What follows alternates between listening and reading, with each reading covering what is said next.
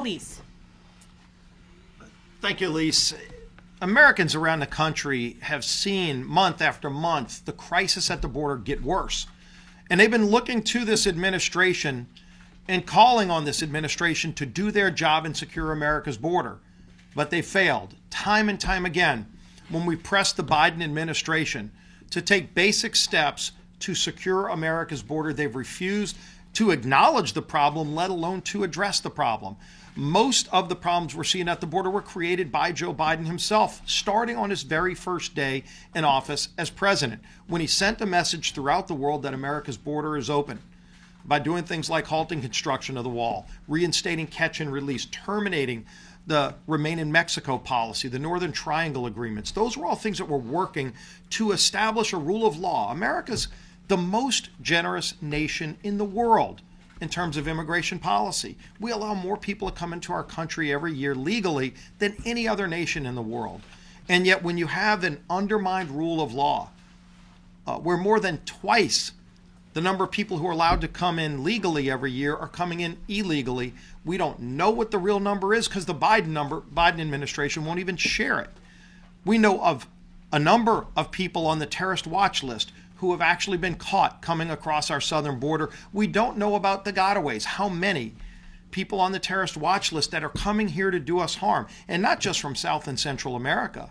This is a global problem. Over 140 different countries have been identified having people come over our southern border illegally. This is a national security crisis that is clearly affecting our immediate southern border colleagues in their districts, but it's affecting every district in America. Every town in America is now a border town because President Biden has brought this crisis to them. When they're sending people all over the country by dark of night on buses, on airplanes, not even alerting local authorities to know how many people are going to be coming and where they're going to stay, which schools they're going to be going to. The New York Times just reported a few days ago that more than 85,000 young kids are missing who have come across our border illegally. President Biden was in charge of tracking them, putting them in homes all around the country, and yet they've lost 85,000 young people. How can the Biden administration, with a straight face, look themselves in the mirror and allow this scandal to continue? But yet they do. And so as House Republicans, we said we're not going to sit on the sidelines like President Biden has, creating this problem. We're going to actually work on solving this problem. And so tomorrow, the day that Title 42 expires, we're going to bring H.R. 2, the Securing the Border Act, a bill that actually focuses on solving the problem so we can get back to the rule of law and have a secure border in America, reestablish a legal path to come into this country like so many great immigrants have, like my great-grandfathers, and so many of our families came to this country seeking opportunity in the American dream. When you undermine the rule of law and create this crisis where now every single day in America, 300 young people are dying. Americans are dying because of the drugs being brought across our southern border because Joe Biden has turned operational control of our southern border over to the Mexican drug cartels. He's allowed it to happen. We've embedded, I think all of us have gone down to the border. Most of our conference members have gone down to the southern border. I've embedded with Border Patrol agents. They'll tell you what the problems are. And in fact, we've listened and taken a lot of those ideas and put them into this legislation. We worked with all members of our conference to come up with a bill that will actually solve the problem. And what does the president do? He issues a veto threat because he wants an open southern border. The American people are sick and disgusted by this dereliction of his duty. So that's why Congress has acted, just like we did to address the debt ceiling 2 weeks ago. This is something we've been working on for months. Speaker McCarthy reached out early in our new majority to the president to address the debt ceiling before the midnight hour.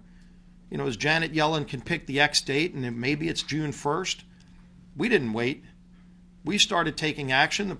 The president said that he would meet with Speaker McCarthy. It had been about 3 months had gone by where the president was in hiding. And finally yesterday, as we're just days away from hitting that X date, does he finally sit down with congressional leaders and still doesn't have any plans that he's put on the table as an alternative to what we passed. We passed a bill through the House.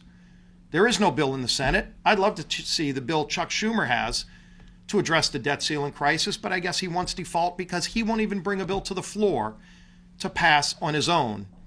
And so if he wants default, we don't. And so we took action to address this crisis. And it's not just the debt ceiling crisis, where the credit card of the nation was maxed out by Joe Biden's spending over the last 2 years. It's also the spending problem in Washington that got us here. We addressed that too in our bill, with real reforms to spending, with actual economic growth so we can get our economy moving again, to get people back to work, paying into the system so we can strengthen programs like Social Security, which have been undermined under the Biden policies.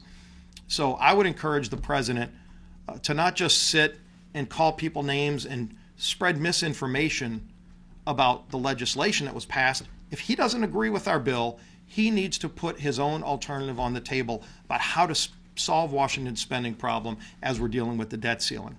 With that, we'll be happy to take questions.